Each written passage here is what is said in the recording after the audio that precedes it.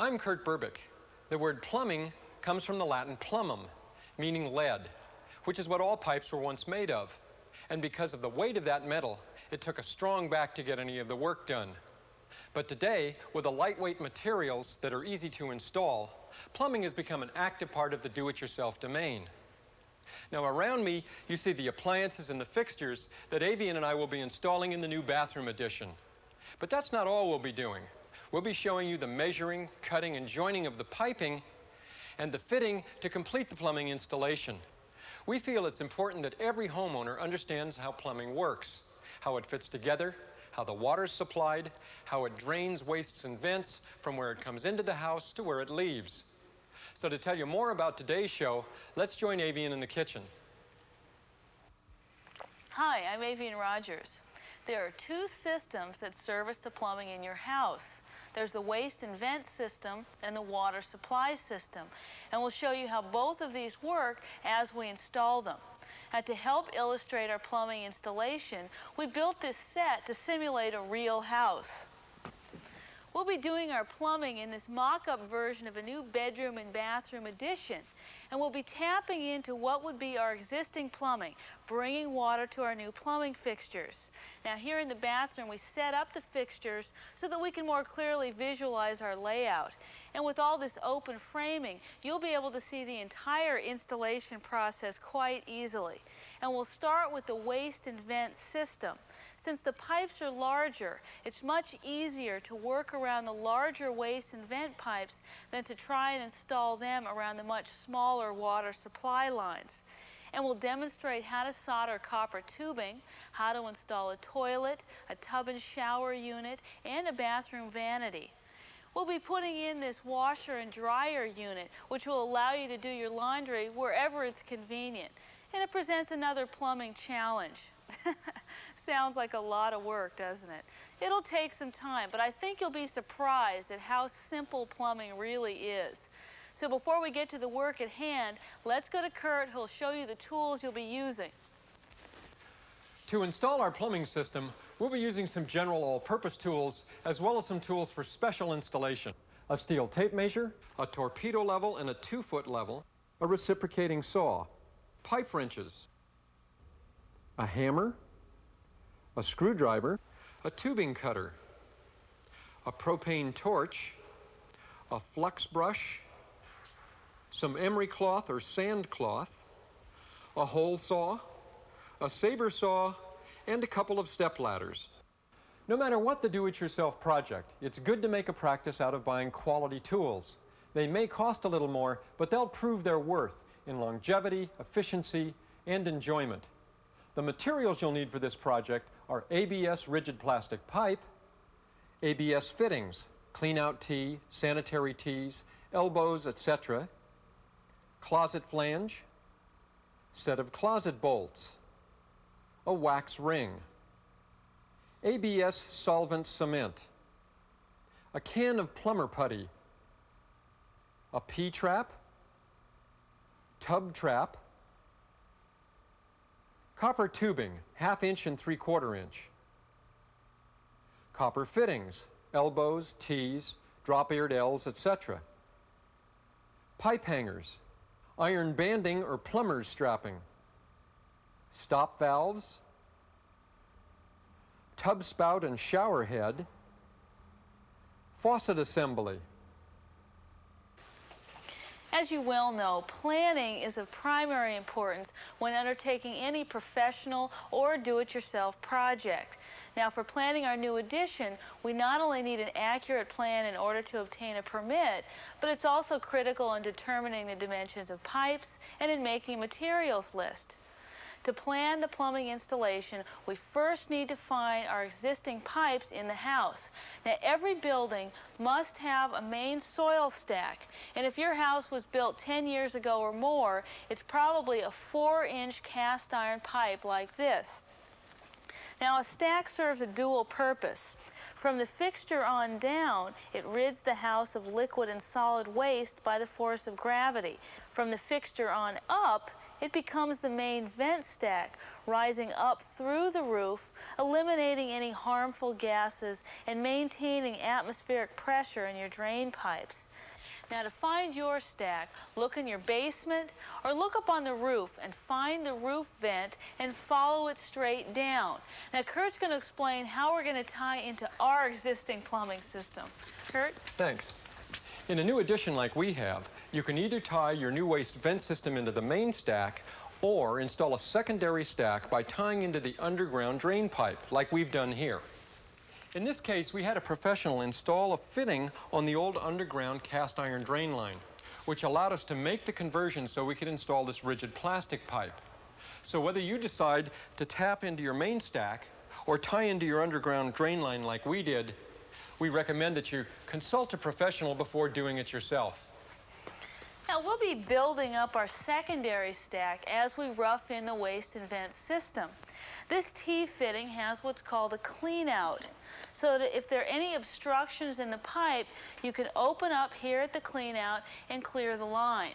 For now, I'm going to stuff this old rag down into the pipe to prevent any dangerous sewer gases from seeping in.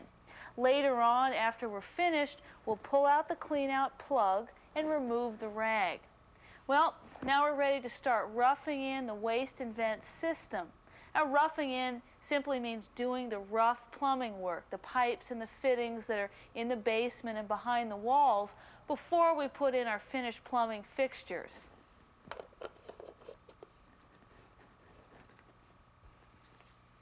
Now, I think Kurt's upstairs getting ready to cut the hole for the floor flange to set the toilet. In planning for the location of your toilet, remember that you need an overall width of 30 inches for the toilet space. Now we have more than that here, and because we want to center the toilet between our wall and the edge of our vanity, I measure half that distance out from the wall and put a mark on the floor. Then from the face of the studs on the back wall, I can measure out 12 inches, which is a standard dimension for toilet locations, and I've got the center of the location of the toilet flange. Now I can drill a pilot hole in the floor, and with my saber saw, I'll cut out a 5.5-inch diameter hole to set the floor flange.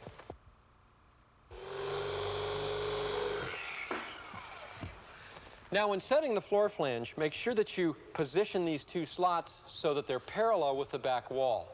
And if you will be installing a finished floor like ceramic tile, make sure that you shim the floor flange up to the height of that finished floor before screwing the flange into place.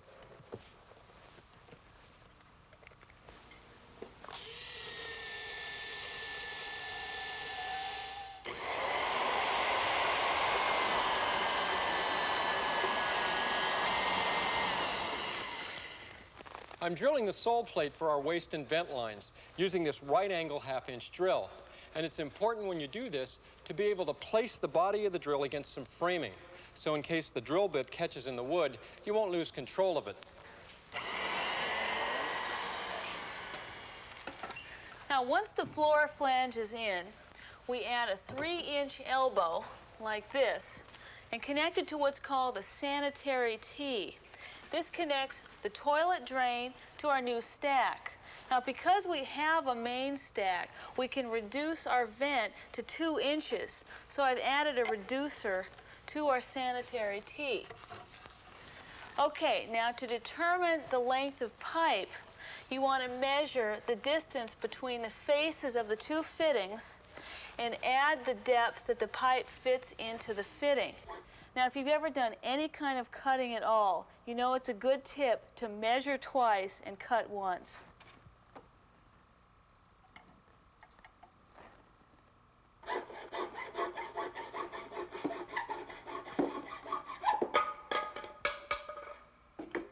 Now, I'm cutting the rigid pipe that will connect the toilet flange elbow to the sanitary T. This pipe is called ABS, and it's commonly used for waste vent systems. Rigid plastic pipe is really one of the main reasons why plumbing has become part of the do-it-yourselfer's workshop. It's a great material. It's light, it's easy to cut and join together, it won't corrode, it's smooth, so it has less flow resistance than metal. Now, before you use plastic pipe, you better check with your local or state building codes, as there still are some areas where it's not permitted. Now, we want to be sure to remove all the burrs from the cut end. There. Now we'll glue the elbow and the T-fitting together. The cement sets up fast, so you want to make sure that your measurements are accurate and that the alignment is right. This floor is a good surface to get it lined up correctly.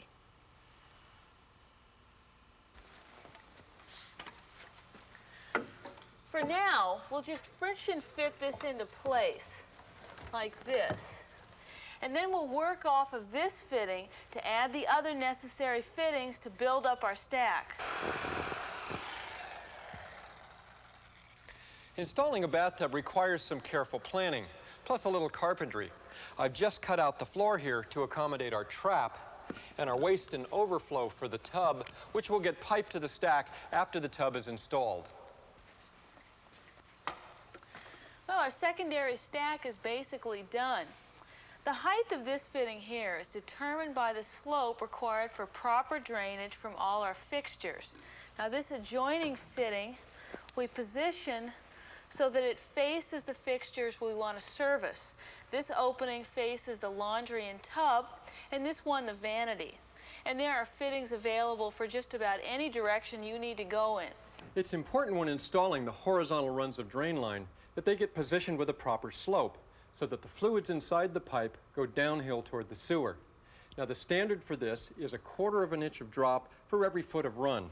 Now, it's easy to determine this if you use this tool, a torpedo level. Most of them have calibrations that tell you that when the bubble touches the calibration line that you've got that proper slope of 1/4 of an inch to a foot. And once it's in place, you can simply hang the pipe from the joists. Now, there are several kinds of hangers you can use. We're using what's called band iron, which is simply a soft metal perforated strap. And with one end already hooked to the joist and the pipe properly positioned, we can attach the other end and we're ready to go.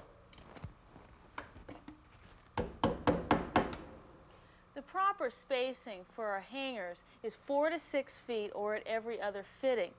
Now, while we're hanging this pipe, I wanted to make another point. If you'll notice, we've avoided having to cut into our floor joists or other bearing members. Now, if you're making your basement into living space, you may find that you have to. Or, if possible, route your plumbing line so that you don't obstruct your room at all.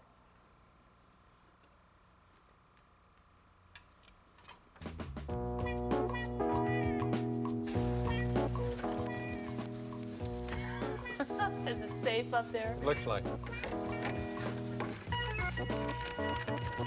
Okay, that's good.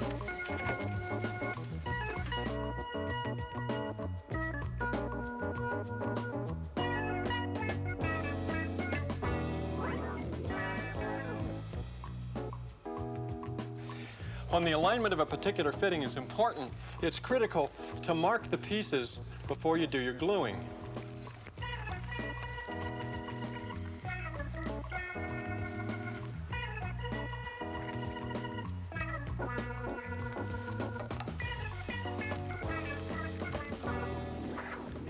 You want to get your end in first? Okay.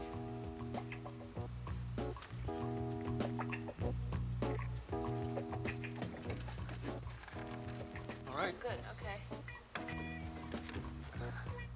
To keep the air circulating freely within the drainage system, thus cutting off any pressure buildup and stopping gases from getting into the house, a proper ventilation system is mandatory. Now, the vent piping is just an extension of the drainage piping. That is, everything below the trap, like here at our bathtub, is for drainage. Everything above the trap is for ventilation. Now, our vent stack here from the bathtub will go up through the roof like this. And to prevent penetrating the roof more than once, and also to save on piping, we tie our vent lines together below the roof, like we did here with the vent line from our washing machine. And we tied it into the vent line from our bathtub using a sanitary tee installed so the sweep goes up. By the way, horizontal runs of vent piping need to be installed at least 42 inches or more above the floor. And that's a code issue. Codes vary from city to city, so you should be sure to check with your local building department when installing your piping. The size of the vent pipe varies with the fixture it serves.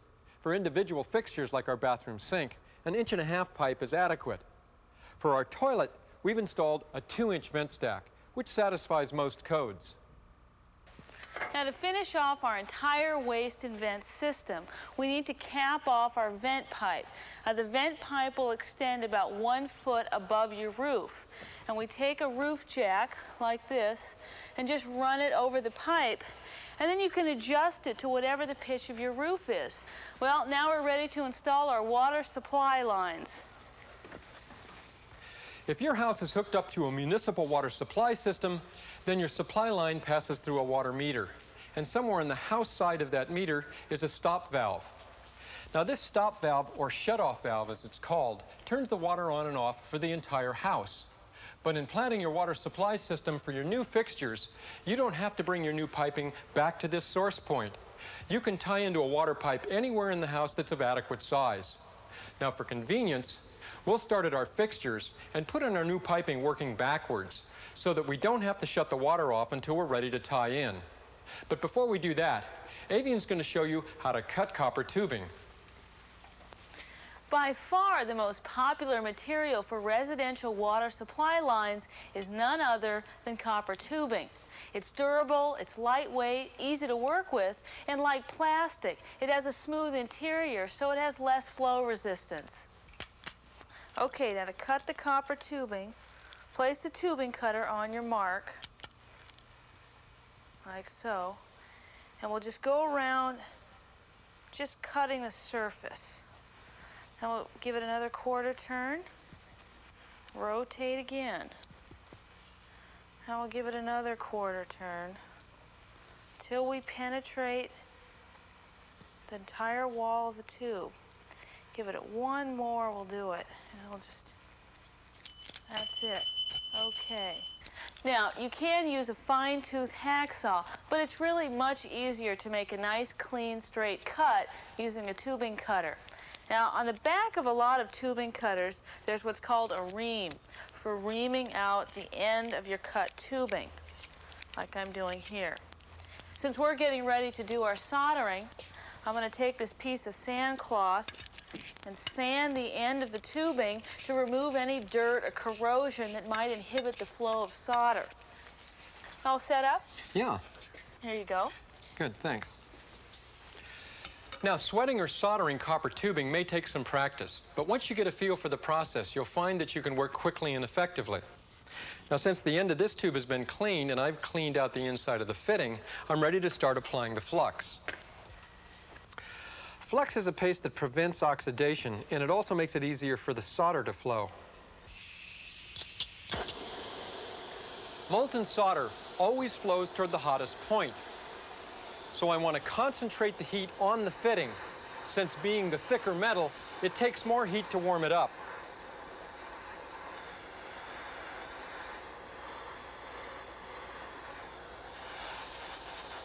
Now I'm just going to test it to see if I've got it hot enough.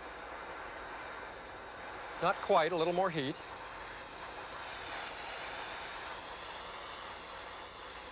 Be careful not to melt the solder with the torch. In fact, take the flame away and press the end of the wire solder to the edge of the fitting. See how the solder draws up into the fitting, sealing the joint? If the line of molten solder doesn't extend all the way around the fitting, add more solder. Wipe off the excess solder with a soft rag, being careful not to touch the hot tube. Now you can do what a lot of professionals do and measure, cut, and dry fit all the pieces to an entire run and then go back and solder them all at the same time. What I'm doing is I'm assembling the tub and shower water supply lines so that we can install it in one piece. Now before I screw in this male fitting to the valve assembly, I want to fill the threads with this pipe compound so that we get a good tight seal. And I'll screw this in. Now you could also use Teflon tape, and we'll be demonstrating how to use that when we put the shower head in. We're beginning to install our roughed-in hot and cold water supply lines, and I'm starting here at the bathroom vanity sink. I began by drilling a couple of holes on the sole plate so we could drop this tubing down to be connected below. And then I'm attaching the tubing to this piece of 1x6 bridging that's hooked onto these studs. by screwing in this fitting called a drop-eared L that we soldered on the pipes earlier. Now, as you can see, they're located around the vent waistline, spaced about 6 to 8 inches apart, and a standard 22 inches above the floor for vanities. And they're stubbed out about 6 inches to get them beyond the face of the drywall that we'll install here. Now, they're temporarily capped off so we can finish installing the water supply lines and test it all for leaks before we begin our finish plumbing. Now I'm working in the space where our tub and shower will be located. I'm anchoring this L bracket to this bracing so we avoid a wobbly shower head. Now if you'll notice, this open end is threaded so that after we get our drywall up, we'll be able to just screw our shower head into position.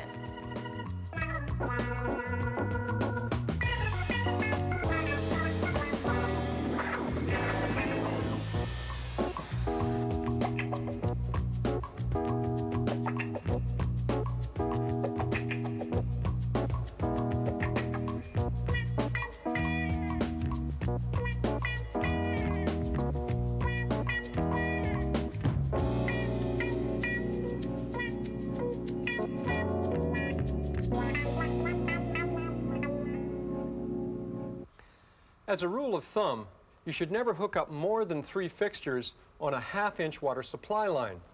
If you do, you run the risk of losing water pressure when several fixtures are turned on at once. Now, we'll be hooking up our new copper tubing here at our hot and cold water supply lines near the hot water heater. But before we cut into the tubing to do that, we need to shut off our stop valve, closing down the water for the whole house. And next, we'll go to all the hot and cold water faucets and open them up, allowing the water to drain out of the system. If you don't do that, when you go to tie into the water supply lines, the moisture in the pipes will interfere with getting a good solder connection. To tie into our existing water lines, we measure and mark our supply line using the actual T-fitting as a guide. Then, using the tubing cutter, we make a double cut in the line to allow room for the fitting. After we've cut, we carefully pull back on the lines so as not to crack a joint and slide the fitting into place. We've soldered and fluxed. Next, we'll continue our run of pipe from there.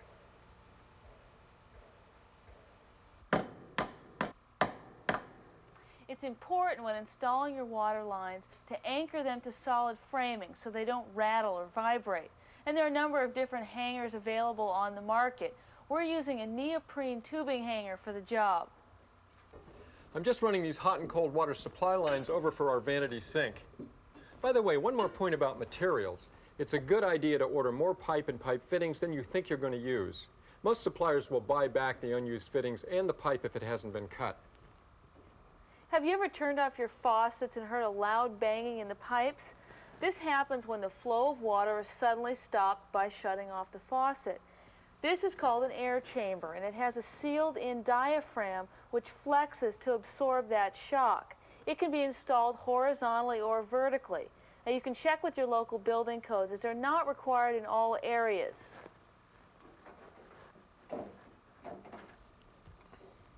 In any major plumbing addition, you may want to replace your old hot water heater with a larger one. But before disconnecting your pipes to do that, make sure that your stop valve is shut off, that all the faucets in the house have been opened so the system will drain, and drain the tank by opening up the hose bib at the bottom of the tank. Then the new installation is simply a matter of hooking the old pipes up with the new ones, making sure that your electricity or your gas has been disconnected. And in working with gas piping, we recommend you bring in a professional or your local gas company. After all your water pipes are in, turn the water off and check for leaks wherever you've soldered. This is really your moment of truth. If everything is okay, turn your water back off, drain your pipes, put up your finished wall material, and you're then ready to install your plumbing fixtures.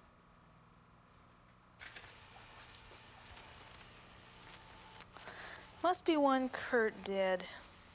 Well, if you do have leaks, turn off the water, drain the pipes, and repair it. With the waste and vent system and the water supply systems installed, have an inspector come and check the installation and take an air test. After the inspector has passed all the work, you can insulate and put up your finished wall material, drywall or paneling most likely. Before you can begin the process of installing the finished plumbing, that is the installation of the traps, the shut-off valves, and the fixtures, you need to put up all the drywall. And for demonstration purposes, we've put this piece in place here. Now, since we've already checked for leaks, we could cut the caps off the end of this stubbed out tubing, and we're ready to put the shut-off valves in place. They're basically attached to the tubing by compression fittings, which means we can simply tighten them on with a couple of adjustable wrenches. It's much more convenient to install the drain, the pop-up, the faucet, and the water supply lines before we even set the sink. Applying a bead of plumber's putty underneath that rim. Put the washers around the lock nuts and then tighten down the lock nuts. Next, we put on the supply lines by screwing the nuts onto the feeds from the faucet. I'm using the second wrench to protect the faucet nuts from breaking off accidentally. Now, the pop-up lever fits through a hole in the back of the faucet and attaches to the metal strapping under the sink. As we mentioned earlier, every fixture has to have a trap. The basic function of the trap is to keep water contained here in the lower curved section, thus sealing off any sewer gases from coming up the drain line and coming into the house. Now, careful attention should be paid about the distance between the trap and the drain line. Here for our 1.5-inch drain line on our bathroom vanity sink, a maximum distance of 2.5 feet is allowed. But this is a dimension that's going to vary from city to city, so make sure you check with your local building department. Now, a P-trap, as it's called because of its shape like the letter P, is the most commonly used trap in residential plumbing, and it's very easy to install.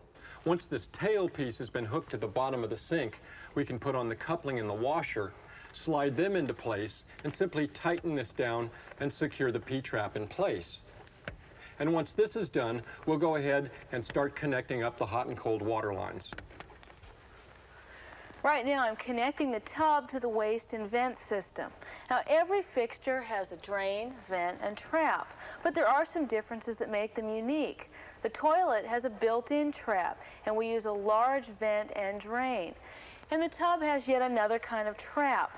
Now there are a number of different kinds of tub and shower units available, so when you go to install them, read the directions.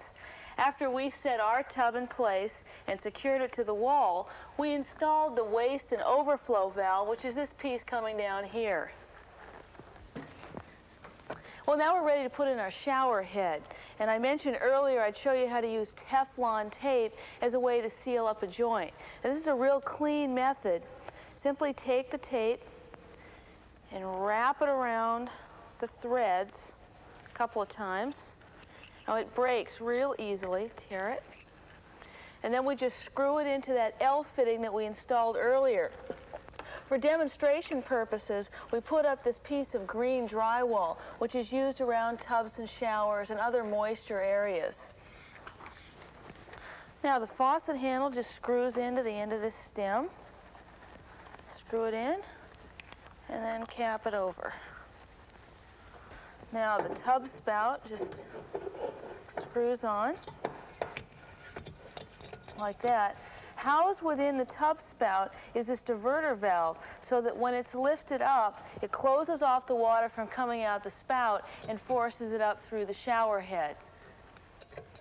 For tubs and shower stalls, it's not a bad idea to install an access door on the other side of the wall. This could come in handy in case you ever need to make repairs.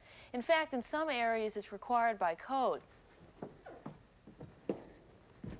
Today, most toilets, or water closets as they're called, are made of molded and baked vitreous china.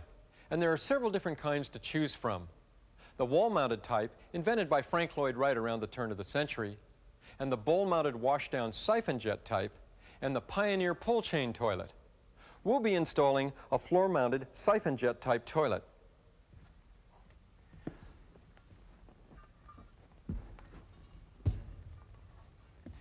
We installed our water line so it came out of the wall instead of the floor for a couple of reasons. That way the floor will be easier to clean and it'll also eliminate any possibility of water seepage through the floor. Now to make the seal between the toilet and the drain line, we'll be installing this wax ring on the horn in the bottom of the toilet, like this. And then before we put the toilet into place, we'll apply some plumber's putty to the bottom rim of the toilet. It'll act as a seal between the toilet and the floor. This is to stop any moisture on the bathroom floor from getting under the toilet and causing damage to the floor and the vinyl. Now I want to insert the bolts in the floor flange slots. Now to seat it on the flange. A good way to do this is to hold the bowl by the inside flush rim and aligning the base with the bolts, carefully seated. Okay, now for the tank. First, the rubber gasket, also called a spud washer. I set it with a beveled edge down into the bottom opening. Now I can set the tank. Now I can insert the coupling bolts and secure the tank. Take a screwdriver and cut off the excess plumber's putty, then smooth it down with your finger. Now all that's left to do is to connect the water supply line and put on the seat. This stackable washer and dryer is fairly new, and it gives the homeowner a space-saving and convenient laundry location other than a basement. First, put on the rubber foot pads. You'll find them in the installation kit, and they'll protect your floor. Next is hooking up the water supply. First of all, the two rubber washers from the kit go in the washer end of the hose. Here at the washer, it's important to hand tighten them and then give them another quarter of a turn with an adjustable pliers. Don't over tighten them. The filter washers go into the end that connects to the faucets. Be sure the screen faces out. Now I just connect the hoses to the faucets.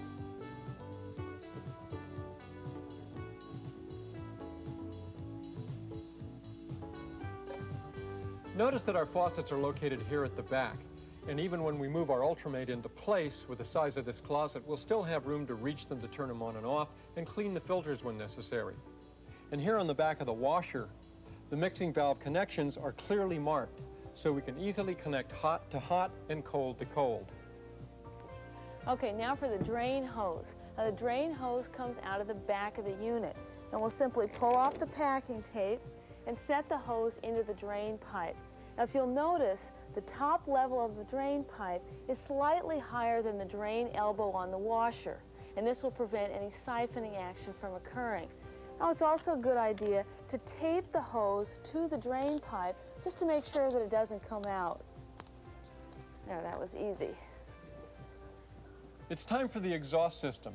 We'll be venting out the back, and to do that, we need at least 4 inches of clearance. And in our closet, we'll have that. The exhaust kit attaches to the back and then can be positioned in any direction. In our case, we'll be going down through the floor. How you exhaust your dryer depends on a lot of different factors. Just make sure that you choose the most efficient route for getting the exhaust from the dryer to the out of doors.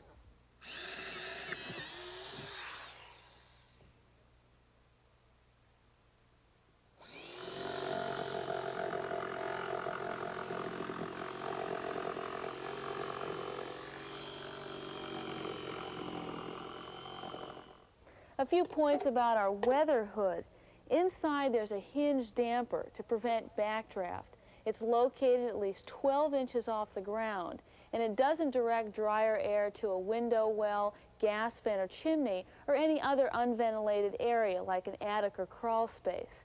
See, safety's a must here, as the accumulation of lint from any dryer can catch fire. The instruction manual has all the safety requirements you'll need, so check it out to be sure you're playing it safe. After we figured out the best place for our weather hood, we cut a 4 1/4 inch diameter hole. Now I'm going to run a bead of caulk around that hole, like so. Okay, so this will give us a nice tight seal, and then I'll secure it with these screws along both sides here. So now we know where the exhaust exits the machine and then where it will come out the building. So all we need to do now is connect the two. And to do that, we'll use this, rigid aluminum pipe. Okay, can you hold that? Now, plastic flexible pipe is not recommended for a variety of reasons. It tends to get brittle and crack, and it also sags too much, which allows the lint to collect inside it. So we recommend rigid or flexible aluminum pipe in every case.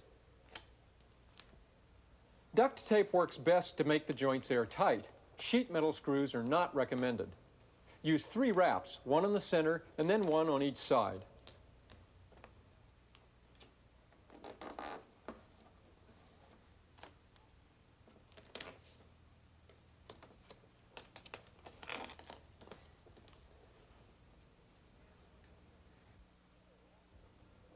Now I'm taking out this screw so I can remove the shipping shield, as the machine won't operate unless it's gone. Then I'll just put the screw back into place.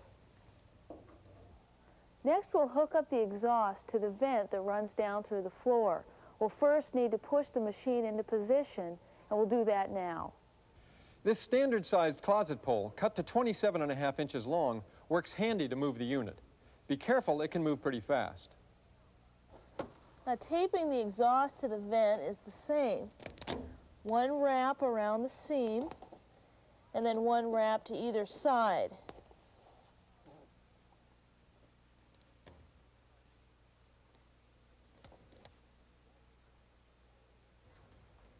I'm jockeying it into place to get it square with the walls. To get it sturdy and level, you can use a wrench to adjust the feet.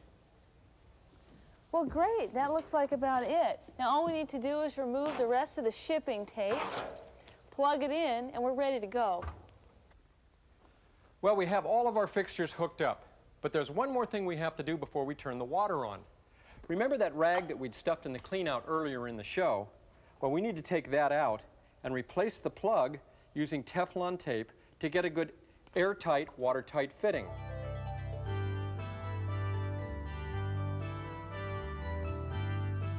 We're getting ready to change our faucet here on this sink, and there are a lot of different reasons why you might want to change yours. It may be corroded or leaking, or you just want to change the style. Like for us, we want to put on this brass and porcelain antique model. When you're selecting a faucet, the thing you want to be sure of is that the hole patterns match up. Now, these kinds of things are fairly standardized, and we know that we have the same type, so we're going to be fine in that department. So the first thing we want to do is we want to cut off the water down below.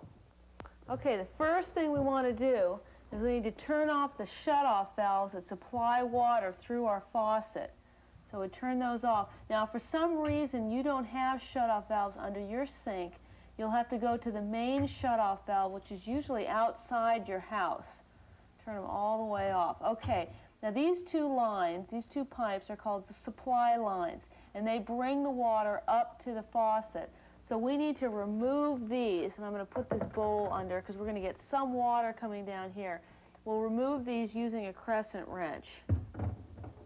Now that we've disconnected our supply lines, we're ready to remove the faucet. And let me show you how that's done on our new faucet. Faucets are attached underneath the sink by these nuts, so we need to release the nuts underneath the faucet. Now, sometimes these nuts will be difficult to remove, and by squirting up some penetrating oil, that will tend to loosen them. And then with the help of a basin wrench like this, we can get up from behind the sink and release these nuts, which is what we're going to do right now.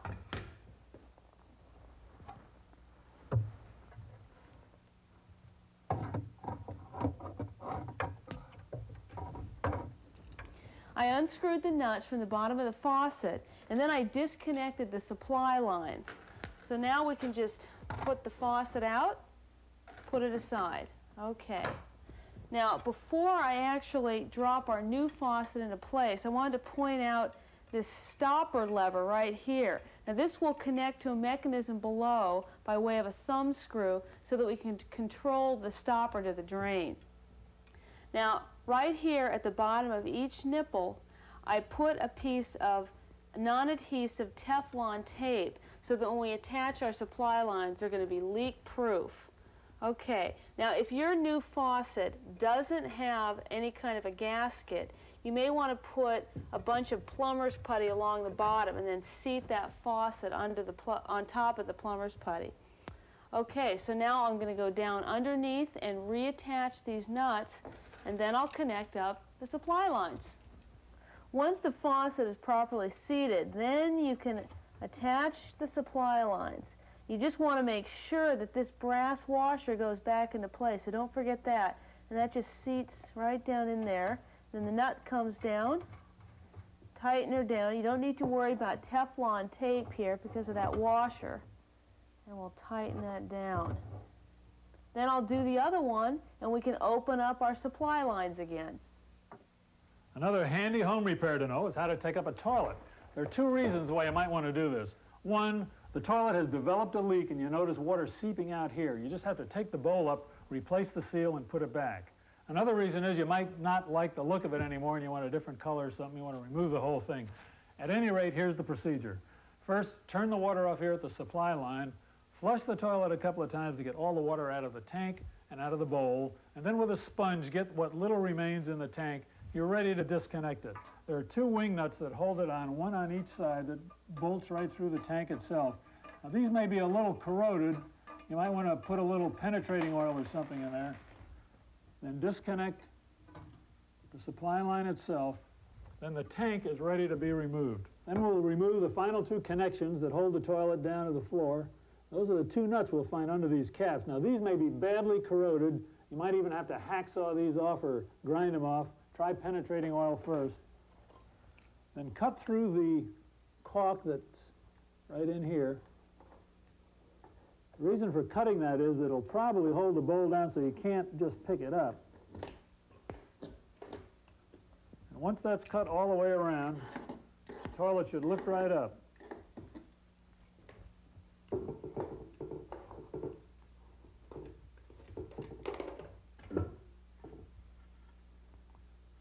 Revealing the old seal. Make sure that you get the right type of wax seal for your toilet. As you can see, some come with an extension on it. These are used when the floor has been built up with tile or something. In our case, this is the correct one to use. We're also making sure that the seal is room temperature or warmer before we try to make our connection here. Now we're all set to tip it back over. I'm going to spread the wax seal, line the bowl up with the wall, and also get a dead level. Now I've accomplished that. Having done that, I want to retighten all these nuts, the nuts on each side, and then after the nuts are tight, I'm going to replace these caps. Now, before you replace the cap, fill it with plumber's putty. That keeps water from seeping down that hole and getting under the toilet and possibly into the floor. The next thing, we're ready to put the tank back on the bowl. Make sure the spud washer is in good condition, and if it's not, replace it. The spud washer goes right in this depression here.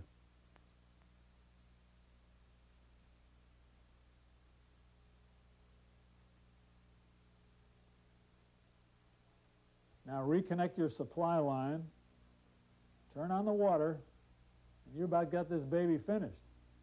The last thing to do is run a bead of caulk all the way around the base of the toilet.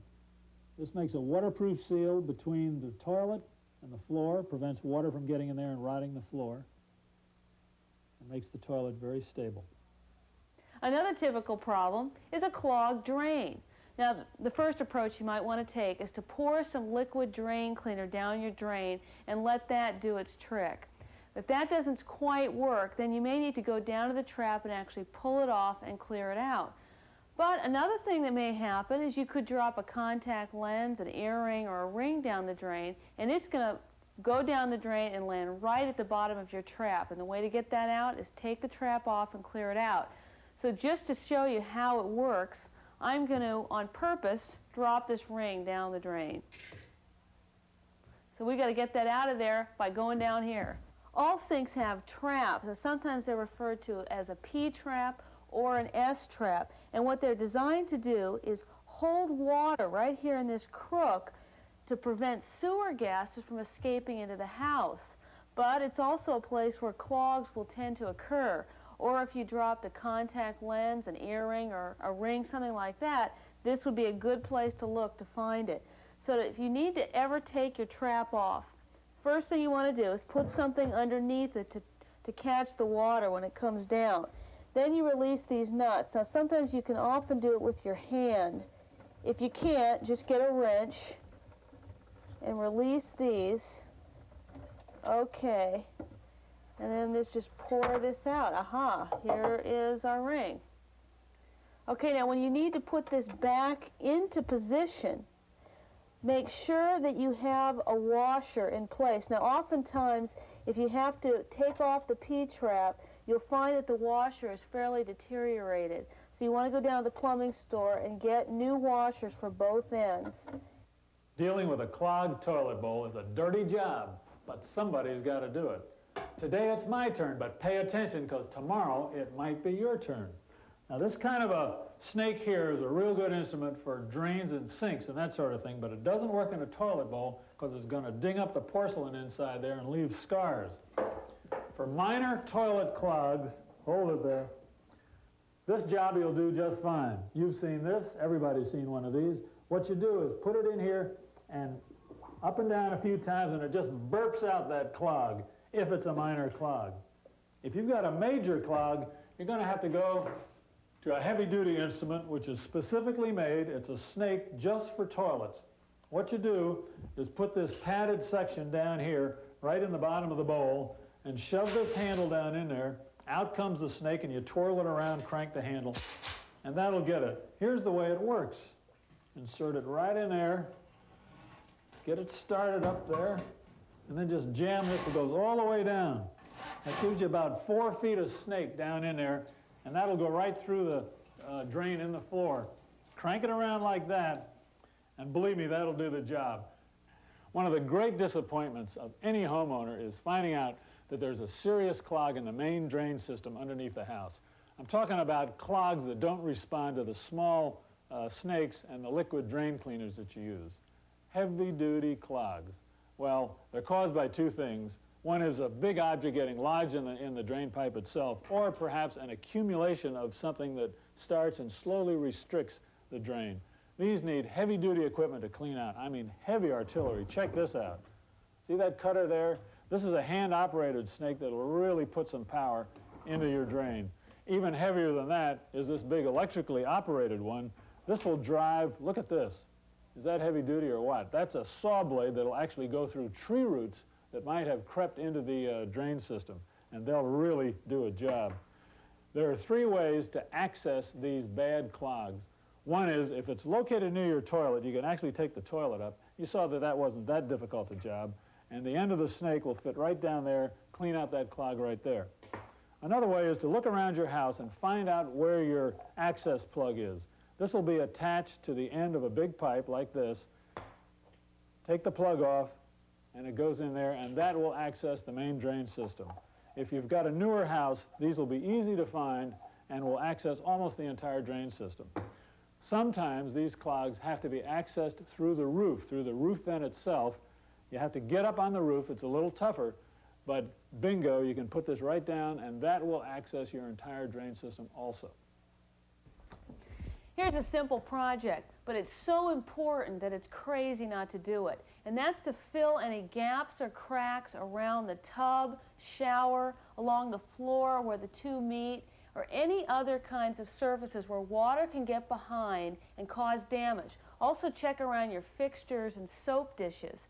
I just fixed a bathroom where there hadn't been any grout, and I pulled back the tile to see the kind of damage there was, and every single stud was completely rotten. Now that's an expensive thing to have to fix.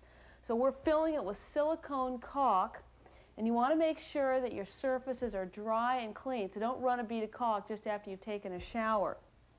Now we've got some minor hairline cracks back in here, so I'm just going to run a nice little bead of caulk in here. Okay, and then I want to come back and smooth it out with my finger, and then I'll clean up the excess with a rag so that it looks nice. You ever wonder why the toilet will stop running sometimes when you jiggle the handle? Let's take a look inside the tank, see if we can figure out why. As you can see, I've taken the back of the tank out so we can get a good view of what happens in here.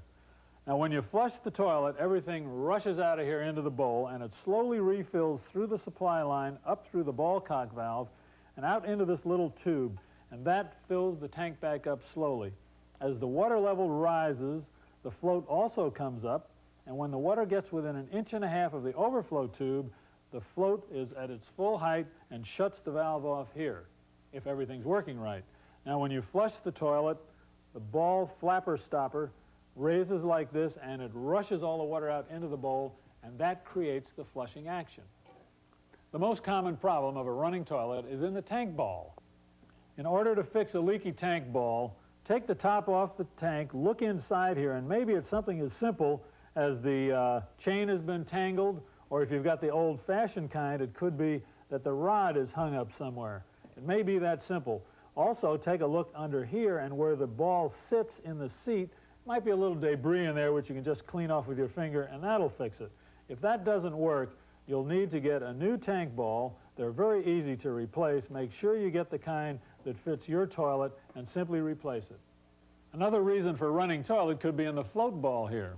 When you reach into the tank and pick up on the float ball and that shuts the water off, then you know the problem is right there and your valve in the ball cock is okay. In order to fix this, simply bend this tube down until the natural level of the water does shut the valve off and remains about 1.5 inches below the overflow tube here. Now, one problem could be that this ball has filled up with water and loses its buoyancy. In order to fix that, you can buy a replacement, simply screw it back on there, and that'll restore it to good working order. If adjusting the ball float has not stopped the toilet from running, the problem is probably right here in the ball cock valve itself.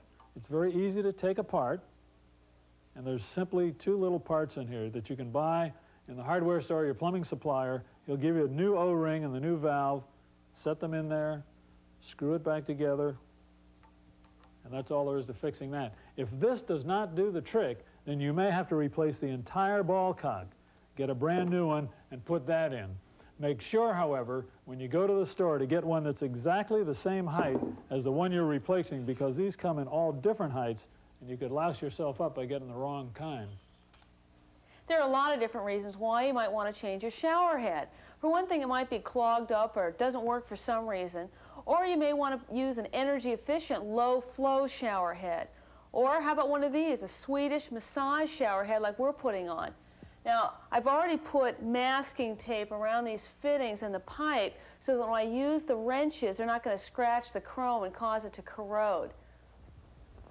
To actually remove the shower head, you may want to take some locking pliers to hold on to the neck of the shower head so that as you turn the shower head itself, you're not actually turning it back in here. You want to just loosen it up right here at the threads. Now, if it's older plumbing, it may take a little bit more work, but this one comes off very easily. Okay, now we're going to want to replace this Teflon tape that's right here, this white stuff. So I'll pull this old stuff off so that we can put the new on.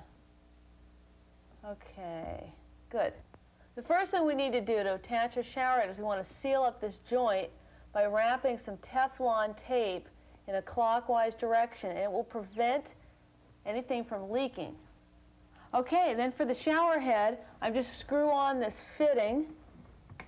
I just do it by hand first and get it as far as I can, and then I'll tighten it down with the wrench. Give it one more turn here. Okay, and then this just simply goes on like that, and that's to be hand tightened. And then we'll have to remove the masking tape and put this into place, and we're ready. Leaky faucets are a real drag, but the good news is it only takes a few minutes to fix them. Now, ordinarily, you'd be fixing faucets in place on the sink, in which case you'd have to turn the water off before you started to do this. We brought a few down here to the workshop just to make it a little easier for us. Now, here's what you do to fix this kind. First, take it apart. That snaps right off. And then we have to remove the stem, in this case, in order to get at the washers.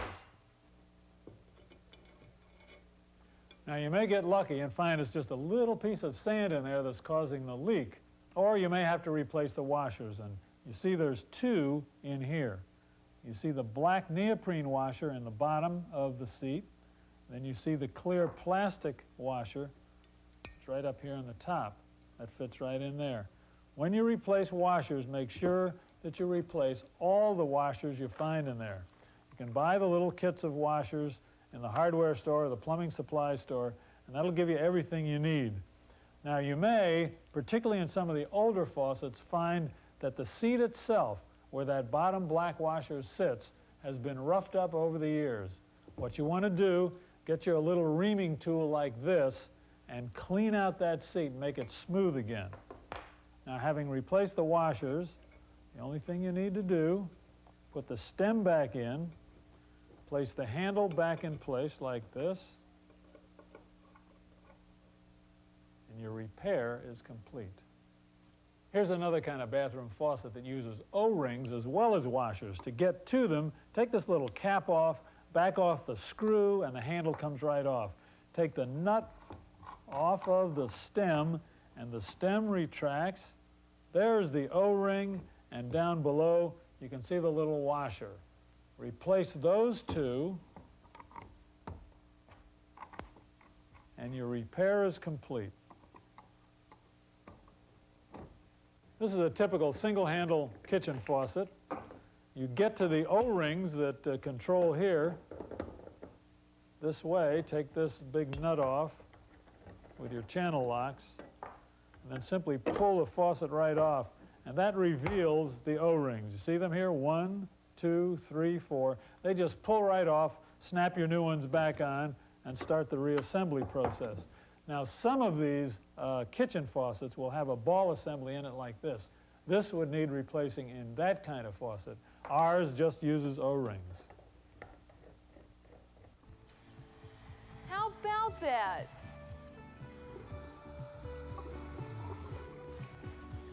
Hey, for a set, this is a nice bathroom. We should move in. It's a little open.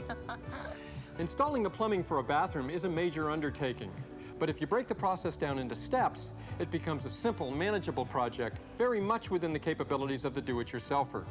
Our task was to demystify plumbing, to show the logic of what goes on between the walls of your home. And if nothing else, we hope we've helped you decide how much work you'd like to do yourself and how much work you'd feel comfortable having a professional do. I'm Kurt Burbick. And I'm Avian Rogers. And thanks for watching.